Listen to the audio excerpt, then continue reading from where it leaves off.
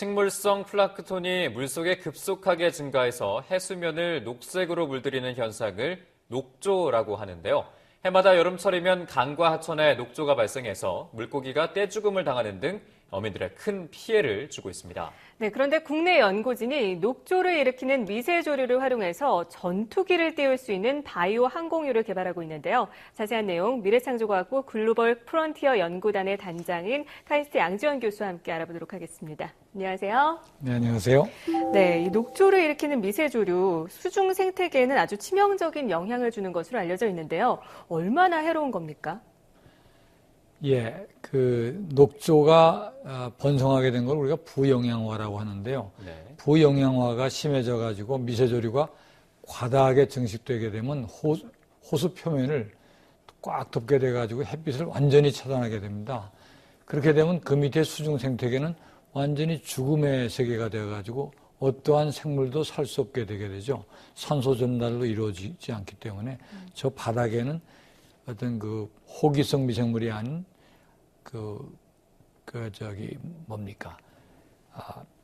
아무튼 산소가 없을 때 사는 네. 그런 미생물만 살기 때문에 냄새도 심하게지고 수중 생태계가 완전히 죽게 되는 것입니다. 네. 네, 말씀하신 것처럼 이렇게 좀 위험천만한 수중 생태계를 좀 오염시킬 수 있는 물질인데 교수님의 연구팀은 4년째 계속해서 좀 키워온다고 들었습니다. 이유가 뭐가 있습니까? 네, 그렇습니다. 이 미세조류를 우리가 부영양화만 잡는 것이 아니라 우리 연구단에서는 기후 변화와 에너지 고갈이라는 두 마리 토끼를 동시에 잡을 수 있는 것이 바이오 에너지라고 생각했기 때문이죠. 네.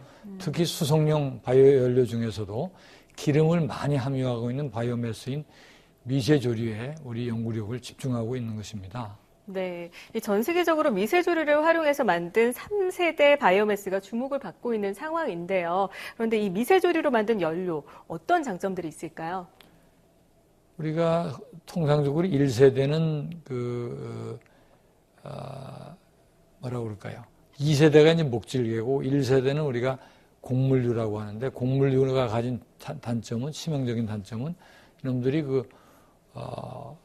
식량 가격하고 충돌이 있다는 것이죠. 네. 그래서 우리가 또 윤리적인 문제도 있기 때문에 단점이 있고 2세대인 목질계는 치명적인 단점 중에 하나가 전처리 기술이 아직까지 부재하기 때문에 경제성을 맞출 수가 없습니다. 그래서 일부 미국과 브라질에서는 1세대 가지고 지금 전 세계 바이오에탄올 시장의 한 90%를 점유하고 있는데 우리는 3세대에 주목하게 된 것이 바이오 연료 중에서도 에탄올은 기름을 포함하지 않는데 바이오 디젤은 기름을 포함한 바이오매스가 있어야 되는데 그 가장 좋은 것이 미세조류라는 것이죠. 그래서 기름을 포함하고 있는 파묘에 비해서도 이놈들이 수십 배 내지 수백 배의 생산성이 높습니다. 네네. 네, 미세조류를 이용해서 연료를 만들 수 있다라고 이야기를 하셨는데요. 그렇다면 구체적으로 어떤 분야에 좀 활용이 될 수 있을까요? 우리가 수송용 연료로서 바이오디젤을 만들 수 있고요. 특히 우리가 단기 목표로 잡고 있는 바이오 항공유를 지금 만들려고 지금 계획을 하고 있습니다. 네.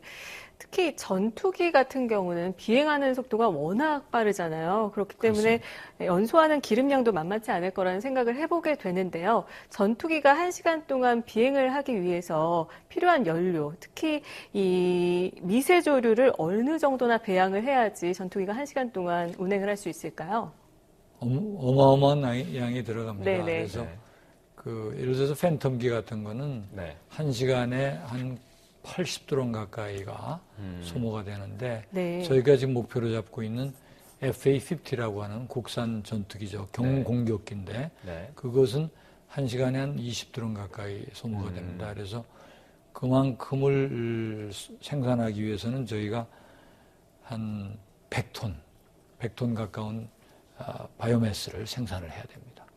네, 말씀하신 것처럼 미세조류로 이제 바이오 항공유가 좀 상용화되려면은 에너지 고갈 문제가 좀 해결이 될 수 있고 우리나라 같은 경우에는 이제 석유가 나지 않는 국가 아니겠습니까? 그래서 좀 더 도움이 될 것 같은데 상용화되기까지는 앞으로 어느 정도가 걸릴까요?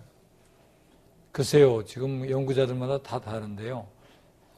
몇 년 전에 5년이라고 그랬는데 저는 그건 믿지 않고 저희가 한 2020년 가까이 되면 상용화가 보일 거라고 생각합니다. 그 이유는 그 경제성이 지금 문제가 되기 때문이죠. 네. 끝으로 이 차세대 바이오매스 연구단의 앞으로의 연구 목표와 계획에 대해서 좀 얘기를 해주시죠. 방금 말씀드린 대로 경제성을 맞추는 것이 최대 목표입니다. 지금 현재 미세조류에서 만드는 바이오 디젤 가격이 미국 기준으로 본다면 갤런당 3.8리터죠. 그것이 지금 한 10불 정도를 상회한다고 볼 수가 있는데 모든 기술을 다 합쳐더라도 근데 지금 미국에서 시판되는 석유의 디젤의 가격은 3, 4불 수준이거든요. 그러니까 네네. 아직도 3배 가까운 수준이기 때문에 우리가 이것을 낮추기 위해서 모든 기술을 하나하나 다 개발해야 되는데 다행인 것은 저희 그 글로벌 프론티어 사업단 연구단이 그 미래창조과학부의 지원을 받아가지고 지금 하나하나 미래창조과학부의 지원을 받아가지고 지금 하나하나 전 세계에서 최고 수준으로 지금 가고 있기 때문에 그것이 최대의 목표입니다. 네, 바이오 항공유를 주입해서 전투기를 띄우는 실험을 준비하는 나라가 미국에 이어서 우리나라가 두 번째라고 하는데요. 맞습니다. 기대가 있다면 바이오 항공유 시장에서 우리나라가 좀 더 선두에 나갈 수 있는 그런 기회가 됐으면 좋겠습니다. 지금까지 미래창조과학부 글로벌 프론티어 연구단의 단장이신 가이스트 양지원 교수와 함께 이야기 나눠봤습니다. 오늘 말씀 고맙습니다. 감사합니다.